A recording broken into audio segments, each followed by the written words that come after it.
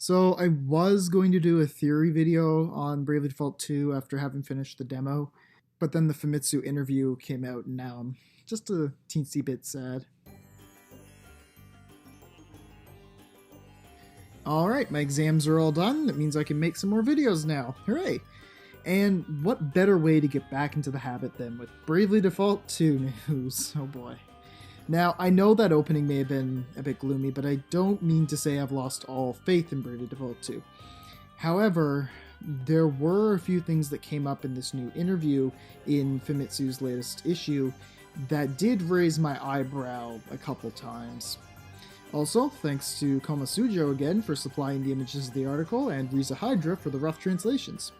There were two main points that I really want to discuss from this interview, from what I can understand of it. The first came up right at the very start, and is something that came as quite the shock to most of us in the West. Tomoya Asano, the big man behind Bravely, actually apologized for Bravely 2nd. Apparently, according to the interview, the game wasn't received nearly as well in Japan, and so going forward, they changed things with how they approached Octopath Traveler. Asano also stated that the future of the Bravely series was supposedly looking severe, but luckily Fairy's effect gave them enough of a tailwind to keep it going and try again. This was surprising, to say the least. And if for some godforsaken reason that Asano or staff watch my videos, then this is my message to them. Do not apologize for 2nd. It was not a perfect game, but it was absolutely not a terrible game. I still love 2nd. The gameplay was much better than Default in a lot of ways. You really nailed the quality of life changes with that game. Was the plot a little bit derivative of Default? The world, the reused dungeons, etc.? Sure, but I still really enjoyed my time with 2nd, and so did a lot of other people.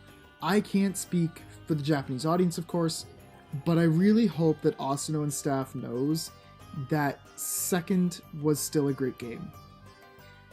Which brings me to my next point regarding this, and it's something I kind of avoided mentioning while playing the demo. There were times where the game felt more Octopath than like Bravely. Now, that can be a little bit understandable, seeing as how Octopath looks like it's the first game of this type that they worked on for the Switch. So it's likely some mindsets would be brought over to this new Bravely project for the Switch. My concern comes in the form, and this is something that some other people I've talked to have agreed on, that they might be focusing on what Octopath did right instead of Bravely Default or Bravely 2nd, even though it's a Bravely game. I don't know, it's just a thought, but I hope the case is that they're focusing on making a Bravely game and not an Octopath 2 and labeling it Bravely. So let's move on to the second point, which follows up on my comment about not making a new theory video. I, unfortunately, now think it's safe to assume that this game is completely disconnected from the last two games. While they might still be keeping a mid or late game connection with the other two games hidden, in the interview they do state, they restate the new world, new characters, new story angle so that new people can enjoy the game too. But there was another point where they were asked about a possible Bravely 3rd, and Asano replied that he was throwing around ideas and that it could possibly be a mobile game. Okay. I haven't played it yet, still mean to try it out for the channel, but I don't hear anyone raving about Various Daylife. The only thing I've heard is that it's a journeying simulator or something, but that's about it. My point is, no one talks about it, so I'm going to assume it's not that popular.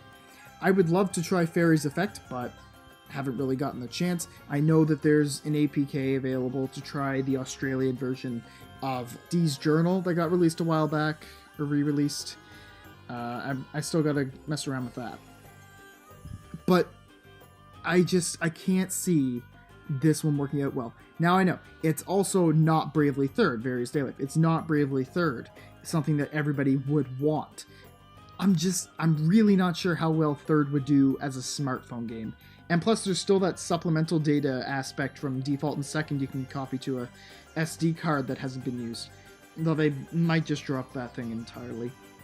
Overall, I'm a bit saddened by this kind of news, but I'm not thrown into despair yet. Like I've said, I've still had a lot of fun with the demo, and I want to see where the full game goes.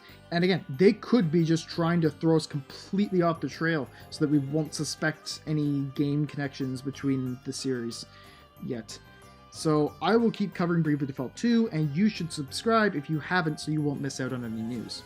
I'll throw out a little question out here today so that I know what I want to do. I have a couple of video ideas planned for the future, but I want to know what you guys would rather see me review first. Octopath Traveler or Various Day Life? And I do think I know which the answer will be. Alright, thanks for watching, guys. I'll see you soon.